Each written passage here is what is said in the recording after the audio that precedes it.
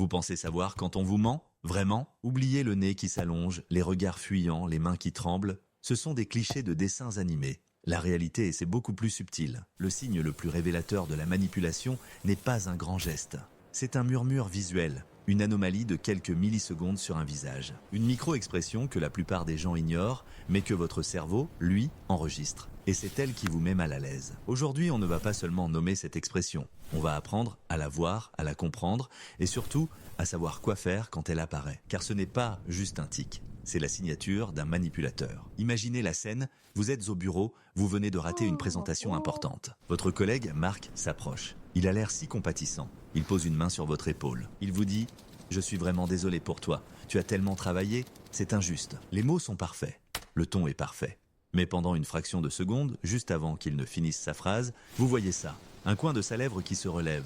Unilatéralement, un rictus de triomphe qui dure moins longtemps qu'un battement de cils. Puis, son visage redevient une image parfaite de sympathie, comme si rien ne s'était passé. Votre cerveau logique vous dit « il est gentil, il te soutient ». Mais votre instinct, votre système limbique, hurle. Alerte, danger, c'était faux. Ce conflit interne, c'est ce qu'on appelle la dissonance cognitive. C'est épuisant, et c'est précisément le terrain de jeu du manipulateur. Alors, qu'est-ce que c'est scientifiquement, ce petit rictus? C'est une micro-expression de mépris, souvent couplée à ce que les psychologues appellent la duper's delight, la joie de la duperie. Le mépris est une émotion unique. C'est un mélange de colère et de dégoût. Elle signale un sentiment de supériorité morale ou intellectuelle. Je suis plus malin que toi, et je prends plaisir à te le prouver en te manipulant. Voilà ce que dit ce sourire. Pourquoi est-ce si rapide? Parce que c'est une fuite émotionnelle. Le manipulateur contrôle consciemment son visage pour afficher de la sympathie.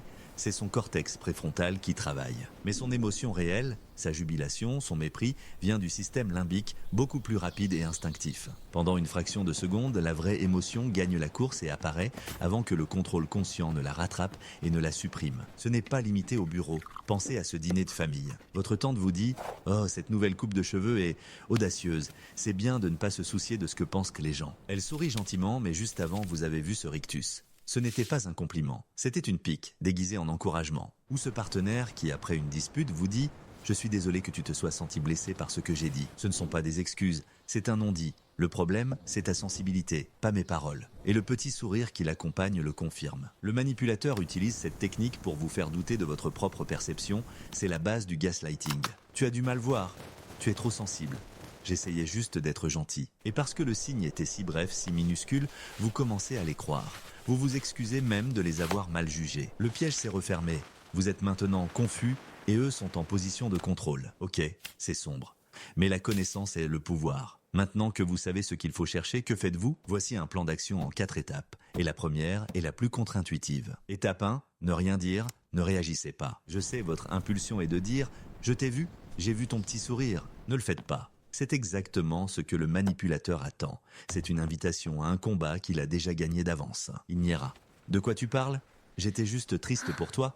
Tu imagines des choses. Et comme votre preuve est une micro-expression, quelque chose d'immatériel, vous passerez pour le paranoïaque. La situation sera retournée contre vous. Votre silence est votre force. Vous avez vu.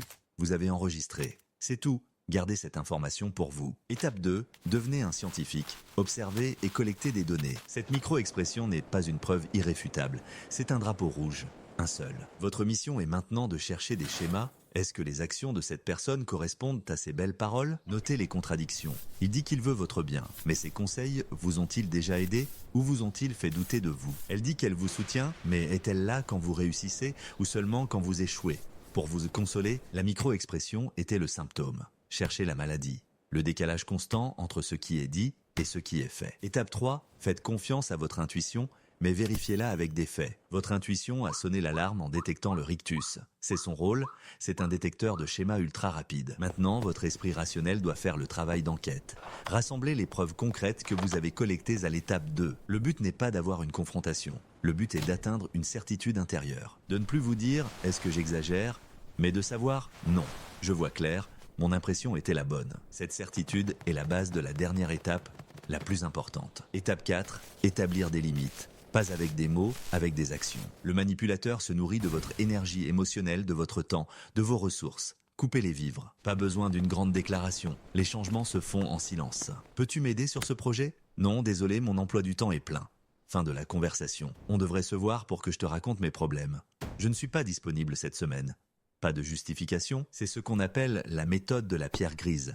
Vous devenez aussi ennuyeux et non réactif qu'une pierre grise. Le manipulateur, en quête de drame et de réaction, ira chercher sa nourriture ailleurs. Vous n'avez pas gagné un combat. Vous avez refusé d'y participer.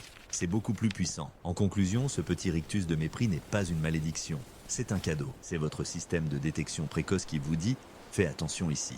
Ne donne pas ta confiance aveuglément. Il ne s'agit pas de devenir cynique ou de scanner chaque visage en quête de mensonges. Il s'agit de réapprendre à écouter cette petite voix, cet instinct qui vous a toujours parlé, mais que la société vous a appris à ignorer au profit de la politesse. La prochaine fois que vous sentirez ce malaise, ce décalage entre les mots et l'énergie, ne vous blâmez pas. Respirez, observez. Et souvenez-vous que le signe le plus honnête sur un visage n'est pas le grand sourire. C'est celui qui ne voulait pas être vu.